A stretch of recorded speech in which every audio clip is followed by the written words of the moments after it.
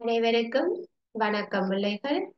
இன்று நாங்கள் தரம் 7 மாணவர்களுக்கான வெப்பமும் வெப்பநிலையும் என்கின்ற பாடத்தினுடைய தொடர்ச்சி தான் பார்க்க இருக்கு. இப்ப நாங்க ஏற்கனவே வெப்பநிலை சம்பந்தமான பார்த்த விடயங்களை முதல்ல ஞாபகப்படுத்துவோம். வெப்பம் என்றது ஒரு சக்தியின் வடிவமாக இருக்கிறது. அந்த வெப்பத்தை அளக்கிறதுக்காக நாங்க வெப்பமானிகளை பயன்படுத்துறோம். அதுலயும் எங்களுக்கு பயன்படுத்தப்படுகின்ற வெப்பமானி அளவு திட்டங்கள் செல்சியஸ்ல இருக்குது, ஃபாரன்ஹைட் அளவு திட்டத்துல இருக்குது, கெல்வின் அளவு திட்டத்துல இருக்குது. இந்த 3 அளவு திட்டங்களும் பயன்பாட்டுல இருக்கு. அடுத்தது நாங்க உருகுநிலையும் கொதிநிலையும் தொடர்பாக பார்க்கிறோம். அப்போ ஒரு பொருள் உருக வேண்டுமாக இருந்தால் அது திண்மமாக இருந்து, அதாவது கட்டியா இருந்து நாங்க வெப்பத்தை கொடுக்கும் போது என்ன செய்ய வேணும்? அது திரவமாக மாற வேண்டும். சரியா? அதைத்தான் நாங்க உருகுதுன்னு சொல்லுவோம். இப்ப யோசிச்சு பாருங்க, பனிக்கட்டி உருகுது என்று சொல்லி சொல்லுவோம். இப்ப பனிக்கட்டி முதல் எப்படி இருந்தது? திண்மமாக இருந்திருக்கும். பனிக்கட்டி முதலில் திண்மமாக இருந்தது. பிறகு என்னவாகுது? அது நீராக மாறுது.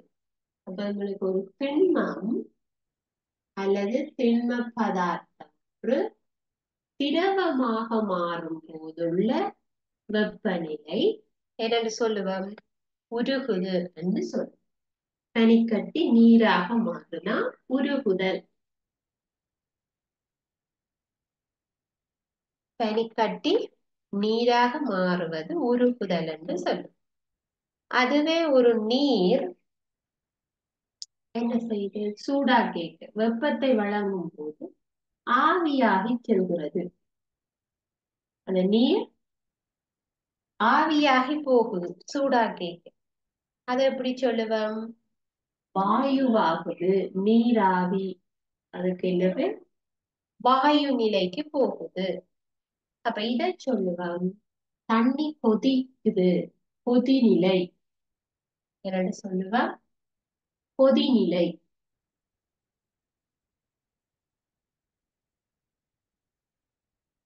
இப்ப இது உருகுநிலை, இது கொதிநிலை. உருகுநிலை திண்மமாக இருந்து திரவமாக மாறும் போதுள்ள வெப்பநிலை. கொதிநிலை ஏற்கனவே திரவமாக இருக்கிற ஒரு பொருள். இப்ப தண்ணி தானே இவ்வளவு கொதிக்குதுன்னு சொல்லுவோம். பனிக்கட்டி கொதிக்குதுன்னு சொல்றோமா? இல்ல. அப்ப திண்மமா போடுறது இல்லை. திரவமா இருக்கிற ஒன்றுதான் கொதிக்குது என்று சொல்லுவோம். எண்ணெய் கொதிக்குது, தேங்காய் எண்ணெய் கொதிக்குதுன்னு சொல்லுவோம். அல்ல தண்ணி கொதிக்குதுன்னு சொல்லுவோம். ஒரு லிக்விடா இருக்கிற ஒரு பொருளை தான் கொதிக்குது என்று வார்த்தையை நாங்க பாவிக்கிறோம். சரியா? ரைட். அப்ப கட்டியாக இருக்கே அது உருகும். பனிக்கட்டி உருகும், மெழுகு உருகும். சரியா? நெய் உருகும். அந்த மாதிரி கட்டியா இருந்து உருகுறதைத்தான் நாங்க அப்படி சொல்லுவோம், உருகுது. சரியா? உருகினா எப்படி வந்துடும்? திரவம் லிக்விடாக வந்துடும். கட்டியா இருந்தது லிக்விடா வந்துடும். அதுக்கு பிறகு திரும்ப நாங்க அதை ஹீட் பண்ணிக்கதான் அது வாயுவாக மாற்றப்படும். சரியா? அப்ப வாயுவாக மாறிட்டு தெரியும் உங்களுக்கு மேலால என்ன செய்யும்? வாயு வெளியேறது தெரியும். தண்ணி கொதிச்சுதுன்றது எப்படி தெரியும்? மேல எங்களுக்கு நீராவி வரும். அப்ப நீர் கொதிக்கிற அந்த வெப்பநிலையை சொல்றது 100 பாகை செல்சியஸ். 100 பாகை செல்சியஸ். அதுவே ஒரு பனிக்கட்டின உருகு நிலை என்னன்னு கேட்டா அது 0 பாகை செல்சியஸ். பனிக்கட்டிக்கு 0. அதே தண்ணி கொதிக்கிறது 100 பாகை செல்சியஸ். தண்ணி அதுக்கு 100 பாகை செல்சியஸுக்கு வந்த பிறகு தண்ணி அதுக்கு மேல கூட போகாது. இப்ப 101 பாகை சி, 110 பாகை சி என்று போகாது. இந்த 100 பாகை சீல தான் நீ 1 பாகை 2 பாகை என்று அதிகரித்து கொண்டு போய் 100 வந்தா பிறகு அதிகரிக்காது. இப்ப நீரின் கொதிநிலை என்று கேட்டா என்ன சொல்லுவோம்? 100 பாகை செல்சியஸ். அதுல இருந்து அங்கால அது மாறாகும். சரியா? அப்ப இது அதே மாதிரி ஒவ்வொரு பொருளுக்கும் ஒவ்வொரு வெப்பநிலை இருக்கு. சரியா? அப்ப இரும்பு ஒன்றை கொதிக்க செய்யணுமாக இருந்தா முதல்ல இரும்பை என்ன செய்யணும்? உருக்க வேணும். உருக்கி திரவமாக்க வேணும். அந்த இரும்பை உருக்குறதுக்கே 1500 பாகை வெப்பநில தேவைப்படும். அந்த உருகின திரும்ப திரும்ப வெப்பமாக்கினா அது கொதிக்கும். இரும்பு கொதிக்கிற வெப்பநிலை 2900 பாகை. சரியா? ரைட். அப்ப அந்த மாதிரி உங்களுக்கு உருகு நிலையும் கொதிநிலையும் சம்பந்தமாக பார்த்திருக்கு. அப்ப அடுத்தது நாங்கள் வெப்பமானிய எப்படி யூஸ் பண்றது? இப்ப வெப்பமானின்னா உங்களுக்கு தெரியும், அதுல அளவீடு இருக்குது. ரைட்? வெப்பமானியில அளவீடுகள் இருக்குது. அதை எப்படி பார்க்கிறது? வெப்பமானிய எப்படி அளவிடுறதுன்னு பார்க்க.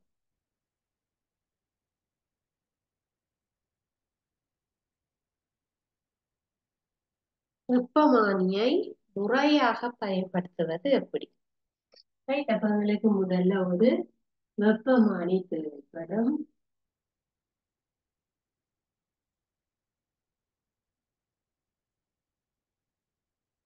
ரைட். ஒரு வெப்பமானின்ற அந்த குழாயை நாங்க ஞாபகம் வச்சிருக்கோம். இப்ப அதுல அடியில பூச்சியம்,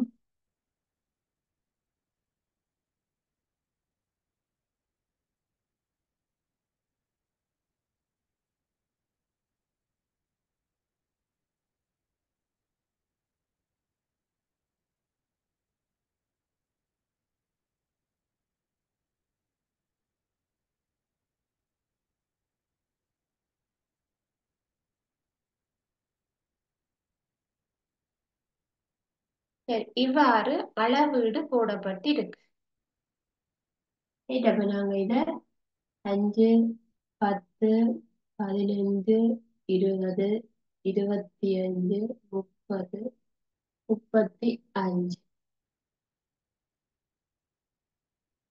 40 வரைக்கும் போடுவோம். அளவீடு 40 வரைக்கும் இருக்குது.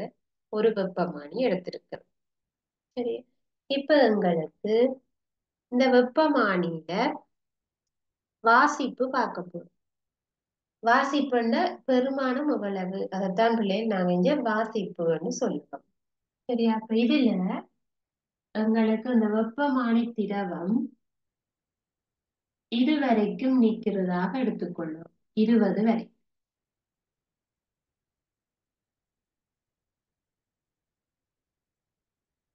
சரி. 20ல நிக்குது வேறு திரவம். உங்களுக்கு என்ன திரவம் பயன்படுத்து? நாங்க ஒரு இரச வெப்பமானியை எடுத்திருக்கிறோம். அப்ப திரவம் இரசம், உள்ளுக்கு இரசம் அந்த குழாயினூடாக ஏறி வந்திருக்கு. அது 20ல நிக்குது. இப்ப இதுண்ட வாசிப்பு எவ்வளவு? 20 பாகை செல்சியஸ். 20 பாகை செல்சியஸ். இதனுடைய அளவீடு எழுத சொன்னா பார்த்து எப்படி எழுத வேணும்? 20 பாகை செல்சியஸ் என்று எழுதிக்கொள்ள வேணும். சரியா? இப்ப வெப்பமானியின் அளவிடேக்குள்ள ஒரு பொருள்ல நாங்க வெப்பமானிய வைக்கக்குள்ள இந்த வெப்பமானிக்கு கீழே ஒரு குமிழ் இருக்கு. பார்த்திருப்பீங்க வெப்பமானி பார்த்தாக்கள். இந்த வெப்பமானிக்கு கீழே ஒரு குமிழ் ஒன்று இருக்கு. இரசம் நிரம்பிய ஒரு குமிழ். அந்த குமிழ் நீங்க எந்த பாத்திரத்துல உள்ள எந்த பொருளை அளவிட போறீங்களோ அதுல முற்று முழுதாக நிரம்பி இருக்க வேண்டும். ரைட்? அந்த பாத்திரத்துக்குள்ள அதை நீங்க முழுமையாக வைத்திருக்க வேண்டும். அதாவது இந்த இரசம் இருக்கு இல்லையா, இரசம் இருக்கிற பகுதி முழுவதுமாக அந்த பாத்திரத்துக்குள்ள இருக்க வேண்டும்.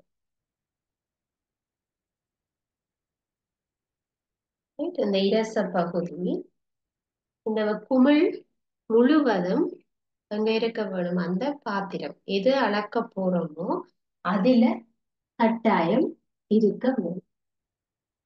சரி, அதுல கட்டாயம் இருக்கும். அப்பதான் எங்களுக்கு சரியான அளவீடு கிடைக்கும். ரைட். அப்ப முதலாவது விஷயம் பார்க்க வேணும்.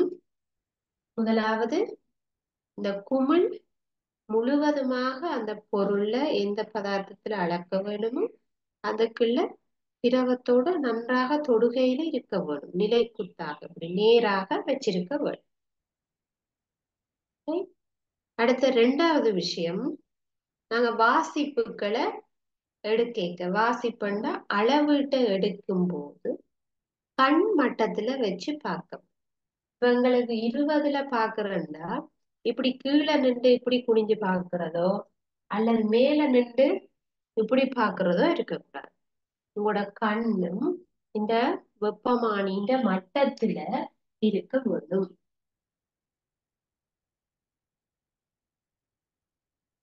உங்களுடைய கண் எங்க இருக்க வேணும்? இந்த வெப்பமானின்ற அளவீட்டுக்கு நேரா இருக்க வேணும். இல்ல கண்ணை கொண்டே மேல வச்சோ அல்லது கண்ணை கொண்டே கீழே வச்சோ பார்க்க கூடாது.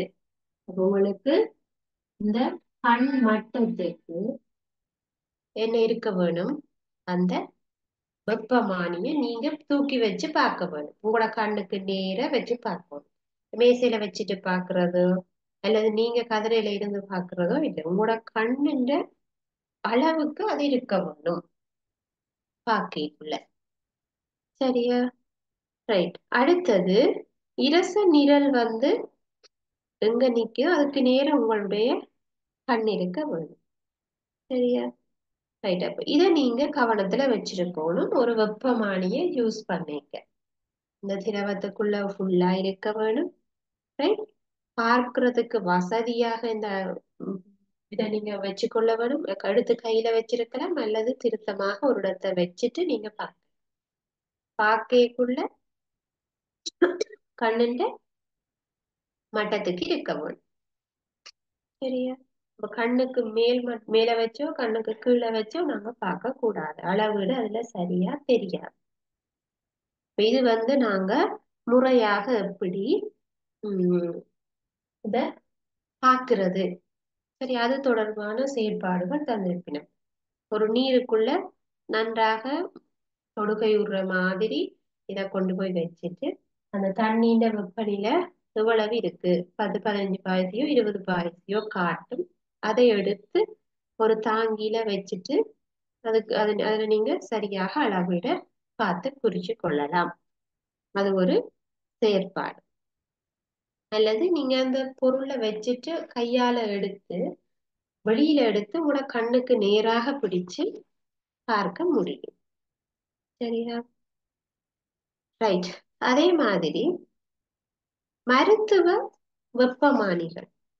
இப்ப இது சாதாரண இரச வெப்பமானி.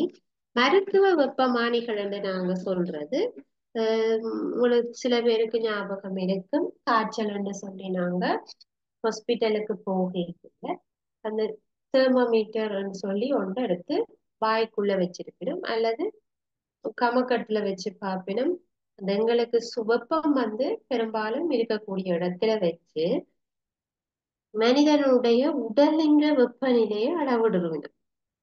சரி, அப்ப எங்களுக்கு அதை சொல்றது மருத்துவ வெப்பமானி. அப்ப அந்த வெப்பமானி எப்படி இருக்குமெண்டா அந்த இரச நிரல் இருக்கு இல்லையா, அதுன்ற இந்த கீழ்ப்பகுதியில பாத்தீங்கன்னா ஒரு சின்ன வளைவு இருக்கு. என்னத்துக்கு?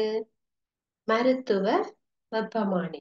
பாத்தீங்கன்னா அந்த இரச நிரல்ல இது நேரா அப்படி வராது. அது ஸ்டார்ட் பண்ணிக்குள்ள ஒரு வளைவு ஒன்று இருக்கும். எதுல? மருத்துவ வெப்பமானியில. சரியா? அதே மாதிரி இந்த மருத்துவ வெப்பமானிகளினுடைய பெருமான வீச்சு அது 0ல இருந்து இருக்கும், 0ல இருந்து இருக்கும். ஆனா கிட்டத்தட்ட 43 பாகை செல்சியஸ் வரைக்கும் தான் அதுக்கு அளவீடு போட்டிருக்கும். இப்ப பாத்தீங்கன்னா இதுல 40 வரைக்கும் இருக்குது.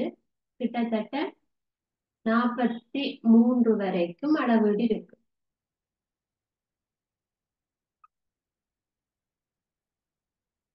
நாற்பத்தி 3 வரைக்கும் தான் அந்த அளவீடு இருக்கும். சரி, அப்ப ஏன் 43 வரைக்கும் போட்டிருக்கா? இப்ப இதை கொண்டு போய் நாங்க ஒரு கொதிநீரின் வெப்பநிலையை அளக்கலாது. ஏன்? தண்ணி கொதிக்காதுன்ற வெப்பநிலை 100 பாகை சிக்கு போகும். ஆனா இந்த வெப்பமானிக்கு 100 பாகை செல்சியஸ் இருக்குதான்னு கேட்டா இருக்கா? இல்ல. இப்ப இதுக்கு எவ்வளவு? 43ஓட அது நின்று. அப்ப எங்களுக்கு இதுல நீரின் வெப்பநிலை கொதிநிலையை அளவிட இயலாது. சரியா? அப்ப இது மருத்துவ வெப்பமானிக்கு அதனுடைய அளவீடு குறுகியதா இருக்கும். ஏன்? ஒரு ஆளின் வெப்பநிலை, ஒரு சுகதேகி ஒருவரின் உடல் வெப்பநிலை எவ்வளவு? 36.9 பாகை செல்சியஸ். இல்லை என்றால் நீங்கள் 37 பாகை செல்சியஸ் என்று போட்டீர்கள். சரி, 36.9 என்றால் கிட்டத்தட்ட 37 மாதிரி தான். அப்போ ஒரு மனிதன் வெப்பநிலை 37 இருக்க வேண்டும். அப்ப எங்களுக்கு 37 பாகை செல்சியஸ் வரைக்கும் தான் என்ன செய்யும்? ஒரு ஆளின் வெப்பநிலையை காட்டும். அவ காய்ச்சல்காரருக்கு என்ன செய்யும்? 37 விட கூடவா இருக்கும். அப்ப அவர்கள் எப்படி கண்டுபிடிக்கிறாங்க? உங்களோட உடல்ல வெப்பநிலை எவ்வளவு இருக்குன்னு பார்க்கணும். அப்ப 37 இருந்துச்சுன்னா உங்களுக்கு காய்ச்சல் இல்லை, சாதாரணமாக இருக்கு. 37 விட தாண்டி 40க்கு போயிட்டுதுன்னா உங்களுக்கு காய்ச்சலா இருக்கு. அப்படி அவர்கள் அதை கண்டுபிடிப்பாங்க. அப்ப சாதாரண ஒரு சுகதேகிக்கு உடல் வெப்பநிலை எவ்வளவு? 37 அல்லது 36.9. அப்போ ஒரு மருத்துவ வெப்பமானியில இரச நிரல் பகுதியில இருக்க மெல்லிய வளைவு கொண்டு இருக்கும். சரியா? ஒரு ஆளுக்கு காய்ச்சல்னு சொன்னா அவருக்கு வச்சுட்டு எடுத்துட்டு வெளியில எடுத்தோன்னா டக்டகன்னு இறங்கி கீழே வந்துட்டுதுண்டா இரசம் அளவிட பார்க்க இயலாது. அப்ப எங்களுக்கு இதுல ஒரு வளைவு போட்டா இந்த ரசம் கீழே இறங்காம கொஞ்ச நேரம் நிற்கும். இப்ப எங்களுக்கு அதுக்குள்ள என்ன செய்யலாம்? அளவிட்டு வடிவா பார்த்துடலாம். சரியா? அப்ப அதுக்காக இருக்கு. ரைட். அப்போ ஒரு மருத்துவ வெப்பமானின்ற சிறப்பியல்பு என்னன்னு கேட்பீங்க. அப்ப மருத்துவ வெப்பமானின்ற சிறப்பியல்பு என்ன சொல்லலாம்? அதுக்கு கீழே ரச நிரலுக்கு அடியில குழாயில மெல்லிய வளைவு ஒன்று இருக்குது. அப்போ ரசம் உடனடியாக கீழே இறங்காத. அப்ப எங்களுக்கு அளவீடு வடிவா பார்க்கலாம். அடுத்தது குறுகிய வீச்சு. குறுகிய வீச்சுண்டா இப்ப 0ல இருந்து 43. சரியா? அப்ப அல்லது ஒரு 30. சில பேருக்கு சில வெப்பமானிகள்ல 35ல இருந்து இந்த அளவீடு முடியும். அப்ப அது குறுகிய வெப்பநிலை வீச்சத்தான் காட்டும். 100 பாகையெல்லாம் காட்டாது. சரியா? ரைட். அதே மாதிரி இத பாகை செல்சியஸ்லயும் அளக்கலாம் அல்லது பாகை ஃபாரன்ஹைட்லயும் சொல்லக்கூடிய மாதிரி இருக்குது. அப்ப மருத்துவ வெப்பமானியில இருந்து எப்படி உடல் வெப்பநிலையை கண்டுபிடிக்கிறாங்க? முதல்ல இந்த வெப்பமானிய உங்களுக்கு வைக்கிறதுக்கு முதல்ல தொற்று நீக்கம் செய்விடும். ஒரு ஆளுண்ட வாய்க்க வச்சுட்டு அதை எடுத்து அடுத்த ஆளுண்ட வாய்க்குல வைக்கலாமா? அப்படி இல்லத்தானே. அப்ப முதல்ல இந்த வெப்பமானிய தொற்று நீக்கம் செய்விடும். தொற்று நீக்கிற அந்த கரைசலால நன்றாக கழுவி கொள்ளுவேன்.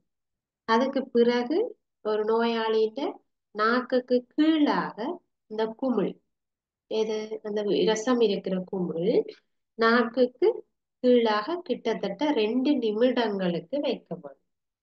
2 நிமிடங்களுக்கு வைக்கும்.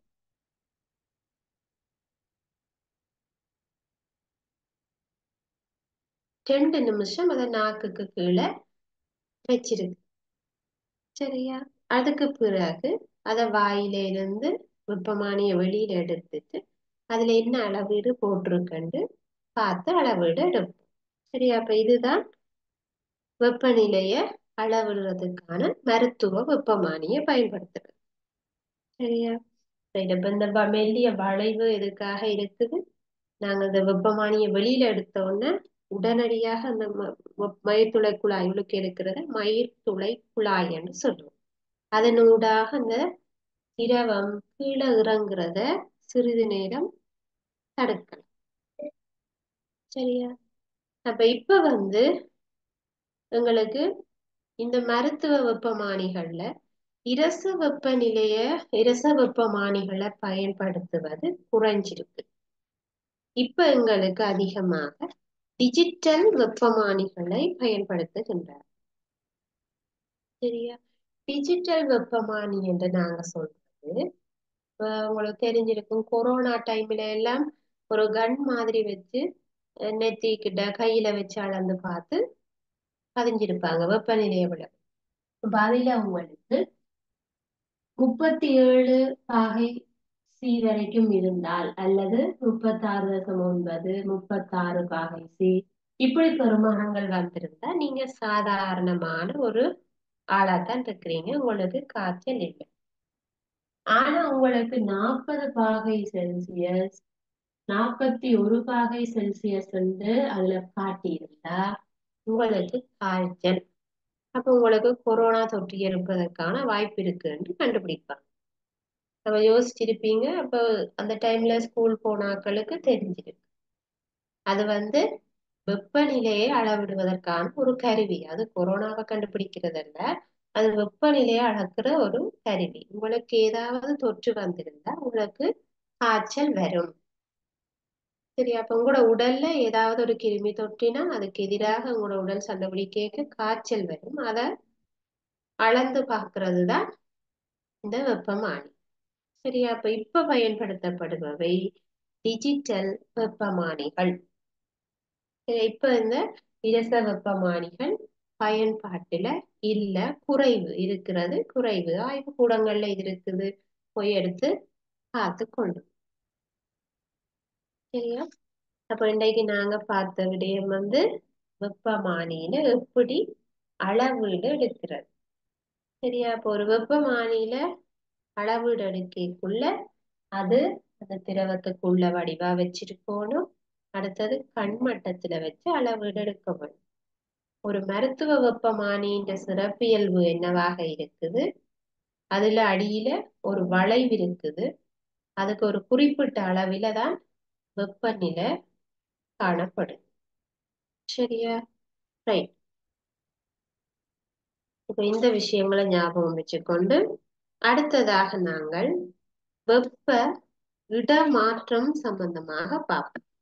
வெப்ப இடமாற்றம். இப்ப வெப்பம் இடமாற்றப்படுகின்ற முறைகள்ல வெப்பம் இடமாற்றப்படும் முறை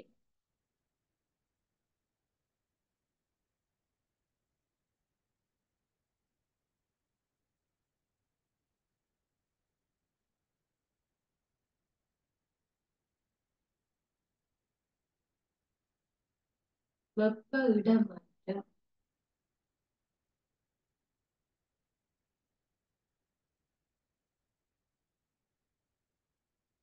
சரியா? வெப்ப இடமாற்றம் சம்பந்தமாக பார்ப்போம்.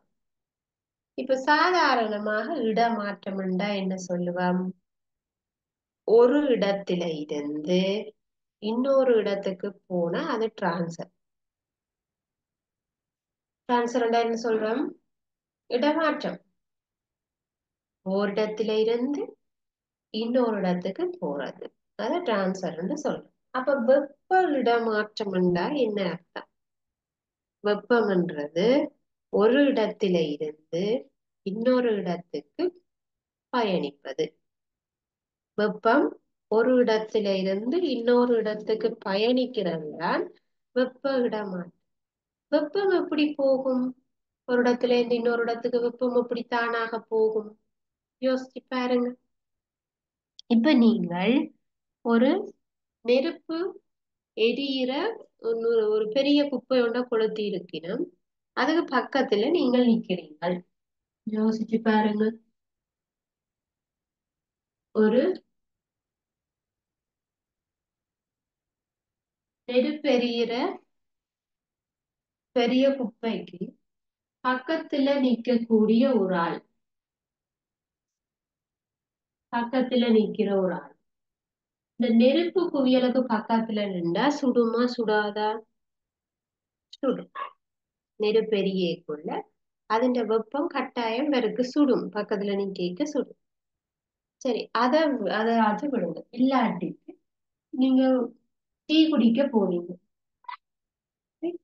டீ குடிக்க போறீங்க. சுட சுட அம்மா டீ போட்டு வச்சிருக்கிறா.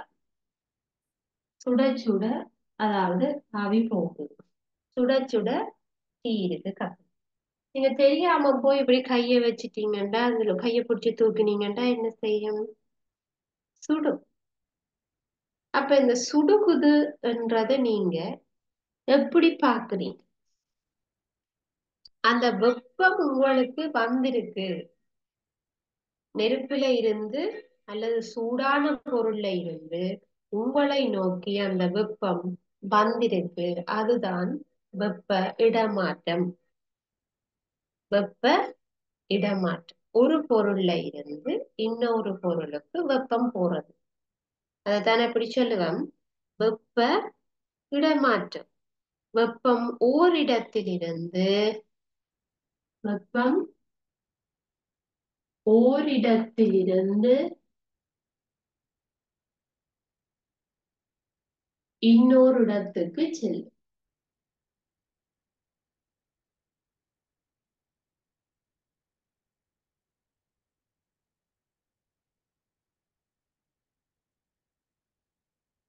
வெப்பம் வெப்ப இடமாற்றம் என்றா என்ன?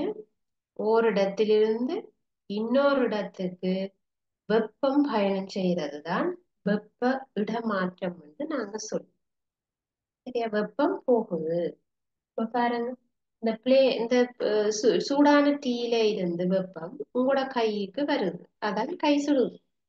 அல்லது இந்த நெருப்பெரியிற குவியலுக்கு பக்கத்துல நிக்க இதுல இருந்து வெப்பம் உங்களை நோக்கி வந்திருக்கு. சரியா? அப்ப வெப்பமானது ஒரு இடத்துல இருந்து இன்னொரு இடத்துக்கு போகும். அதே மாதிரி பாருங்க, சூரியன் எங்கேயோ இருக்கிறது. ஆனா சூரியன்ல இருந்து வர வெப்பம் நீங்க சும்மா பகல்ல வெளியில நின்றாலே உங்களுக்கு என்ன செய்யும்? சுடும். ஆனா சூரியனுக்கு நீங்க கிட்டே இல்லை, தூரதான் நிக்கிறீங்க. ஆனா என்ன செய்யுது? சுடுது. அப்ப சூரியன்ல இருந்து வெப்பம் வந்திருக்கு, இடமாற்றம் அடைஞ்சு. அப்ப ஒரு இடத்துல இருந்து இன்னொரு இடத்துக்கு வெப்பம் போறதை என்னன்னு சொல்றோம்? வெப்ப இடமாற்றம். வெப்ப இடமாற்றம். இந்த வெப்ப இடமாற்றம் பிரதானமாக 3 படிமுறையில் நடைபெறக்கூடும். வெப்ப இடமாற்றம் பிரதானமாக 3 படிமுறைகள்ல நடக்கும். 3 முறையில போகலாம். இந்த வெப்பம் ஒரு இடத்துல இருந்து இன்னொரு இடத்துக்கு போறது இந்த 3 விதமாக போகலாம். ஒன்று சொல்லுவோம் கடத்தல். கடத்தல். இரண்டாவது மேற்காவுகை. மேற்காவுகை அல்லது உடன்காவுகை என்று சொல்லும்.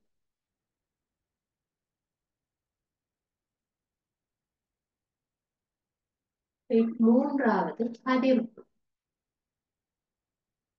கதிர்ப்பு. கதிர்ப்பு முறை.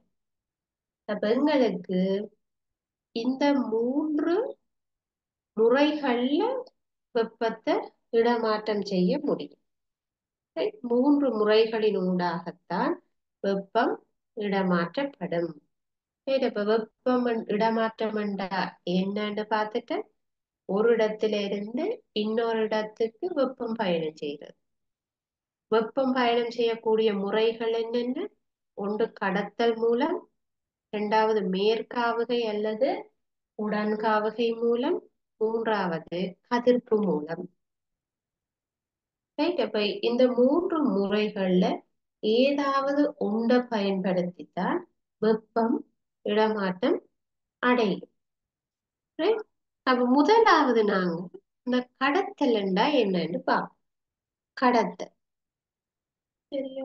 இப்ப கடத்தல்ண்டா ஒரு சூடான தேநீர் கோப்பைக்குள்ள இருக்கிற டீ சில சமயம் நீங்க தெரியாம வாயில வச்சு குடிச்சிட்டீங்கன்னா சுட்டுரும், அல்லது கையில எடுக்கைக்கே சுட்டுரும். இல்லாட்டிக்கு ஒரு அடுப்புல கறி சட்டி இருக்குது.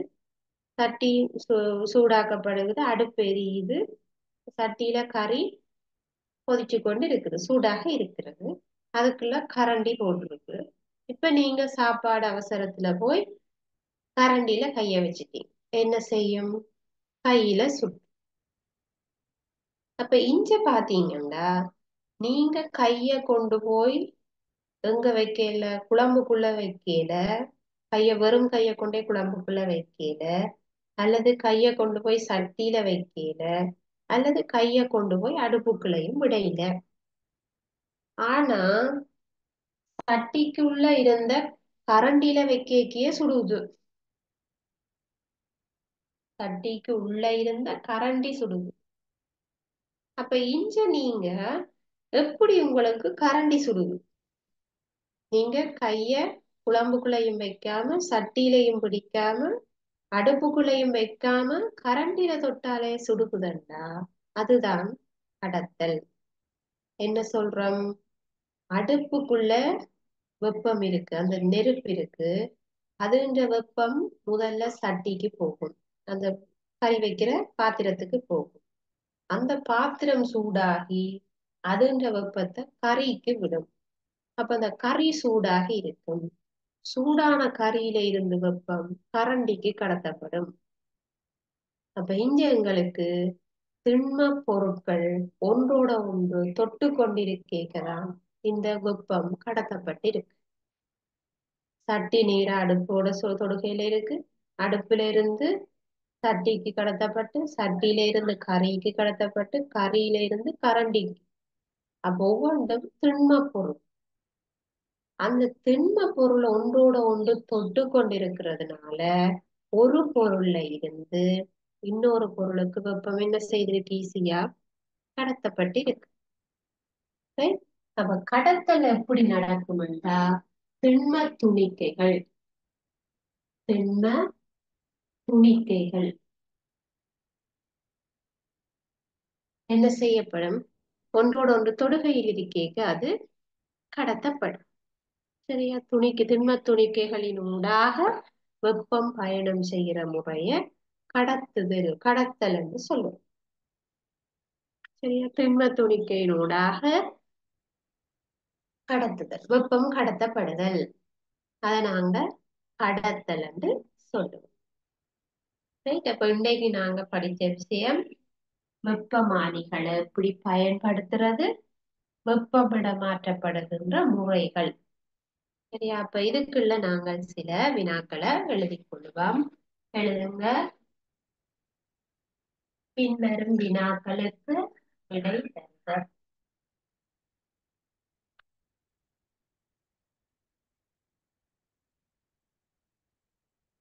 பின்வரும் வினாக்களுக்கு விடை தருக. முதலாவது,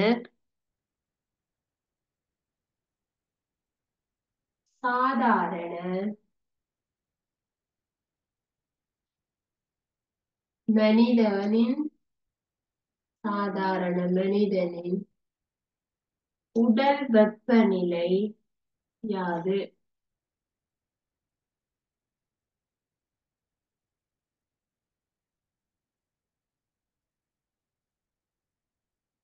சாதாரண மனிதன் உடல் வெப்பநிலை யாது?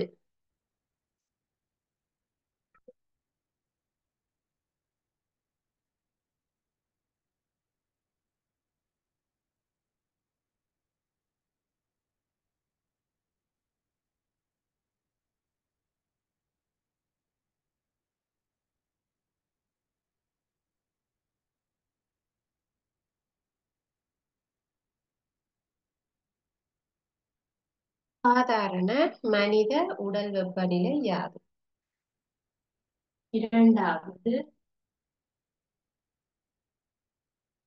இரண்டாவது வினா.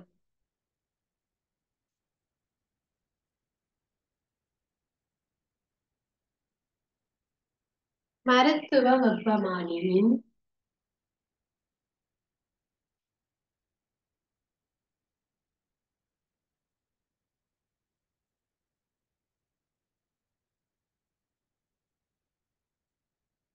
சிறப்பியல்புகள்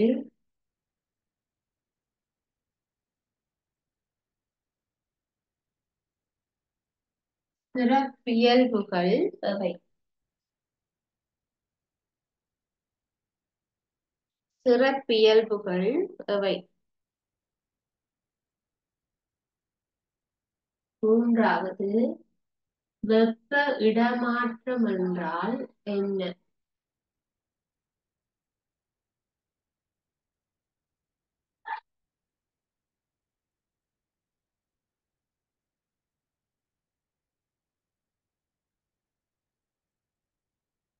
வெப்ப இடமாற்றம் என்றால் என்ன? நான்காவது,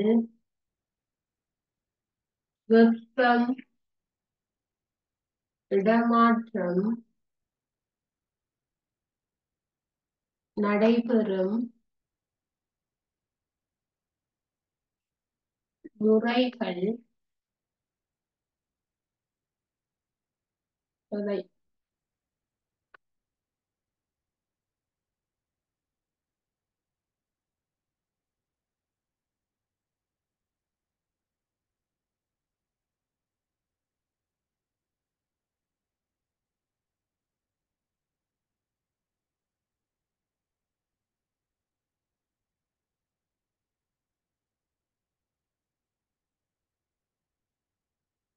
சரியா? முதலாவது வினா, சாதாரண மனித உடலின் வெப்பநிலை 36.9 பாகை செல்சியஸ் அல்லது 37 பாகை செல்சியஸ். நீங்க புத்தகத்தை வாசிச்சும் விடை எழுதி கொள்ளுங்க. இரண்டாவது, மருத்துவ வெப்பமானியின் சிறப்பியல். மருத்துவ வெப்பமானிக்கு குறுகிய வெப்பநிலை வீச்சு இருக்கு. சரி, 35 to 43 பாய்ச்சி வரைக்கும் தான் இருக்கு. அடுத்தது, அதுல இரச நிரலில வளைவு ஒன்று காணப்படும். அதுதான் சிறப்பியல். மூன்றாவது, வெப்ப இடமாற்றம் என்றால் என்ன? வெப்பம் ஓரிடத்திலிருந்து இன்னொரு இடத்திற்கு பயணம் செய்வது வெப்ப இடமாற்றம் எனப்படும். நான்காவது, வெப்ப இடமாற்றம் நடைபெறும் முறை 3 முறைகள்ல நடக்கலாம். கடத்தல், மேற்காவுகை அல்லது உடன்காவுகை, கதிர்ப்பு முறை. அப்ப இதற்குரிய பதில்களை எழுதி கொள்ளுங்க. இன்றைய வகுப்புல உங்களுக்கு ஏதாவது சந்தேகம் இருந்தா கேட்கலாம்.